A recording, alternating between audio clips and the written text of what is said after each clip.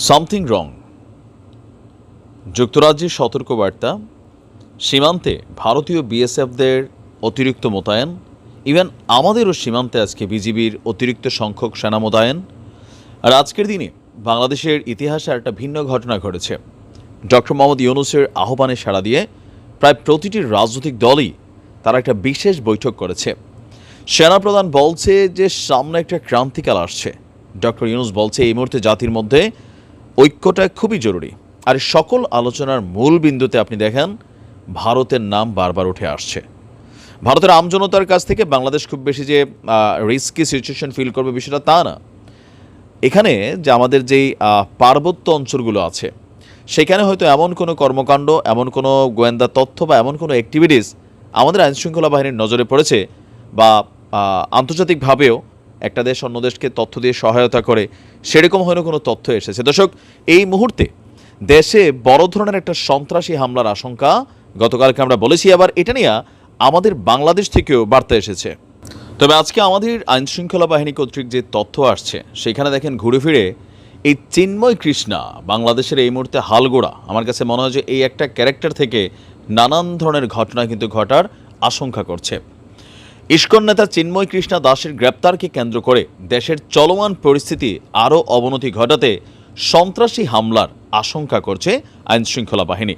আমরা যদি দুয়ে জুয়ে চার মিলাইতে চাই, আপনি দেখেন টানা গেল আমাদের সেনাপ্রধানের সেই প্রথম আহ্বান থেকে সেনাবাহিনীর একটা বিশেষ বিবৃতির পর থেকে ধারাবাহিকভাবে আন্তর্জাতিক অঙ্গনে বিভিন্ন জায়গায় যে সতর্ক বার্তাগুলো আসছে, আইনশৃঙ্খলা বাহিনীর যে অ্যাক্টিভিটিস দেখছি, রাজনৈতিক দলগুলোর যে অ্যাক্টিভিটিস দেখছি, সেখান থেকে কিন্তু এটা মাথায় কাজ করছে আসলে দেশে কী ঘটতে যাচ্ছে। আর বরাবরই পার্বত্য অঞ্চল থেকেই কোনো ঘটনার উৎপত্তি ঘটবে এমনটাই কিন্তু আশঙ্কা করা হচ্ছে।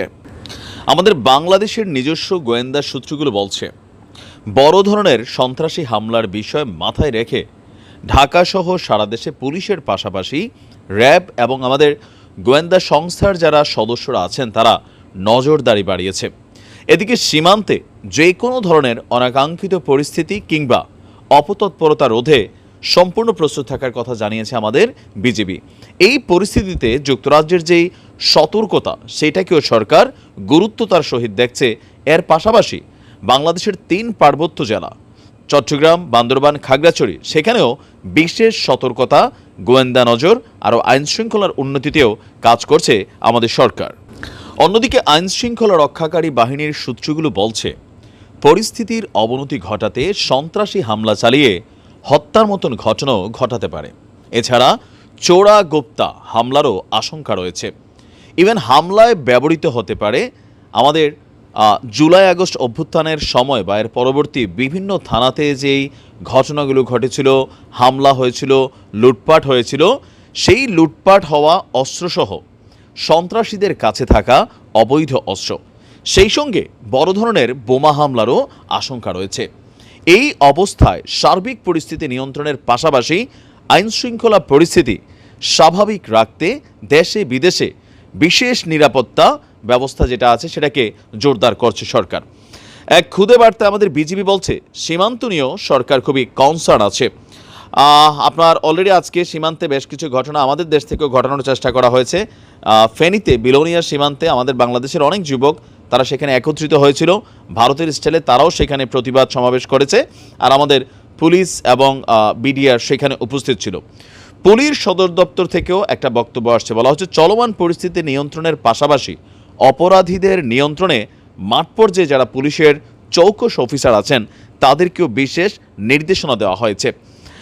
আর আমরা যদি দেখি বলা হচ্ছে যে সাইফুল হত্যাকাণ্ড সহ আরও বেশ কিছু ইস্যু, পুলিশের একটি সূত্র বলছে সারা দেশে ইস্কনের মন্দিরগুলোতে নজরদারি চলছে, কারা এতে অর্থায়ন করছে তারও একটি তালিকা করার নির্দেশ দেওয়া হয়েছে। বিভিন্ন জেলার পুলিশ সুপাররা এরই মধ্যে সেই তালিকা তৈরির কাজ শুরু করেছেন। একই সঙ্গে বাইরে থেকে কোনো অর্থায়ন হয় কিনা তারও অনুসন্ধান চালানো হচ্ছে। তো সব কিছু মিলিয়ে আমরা বুঝতে পারছি একটা অস্থিতিশীল সিচুয়েশন সরকারের ভেতরে আপনার চলছে। এমনকি দেশের পরিস্থিতিকে মাথায় রাখলে এমনটাই কিন্তু আমরাও দেখছি। প্রিয় মাতৃভূমিকে আল্লাহ রক্ষা করুক।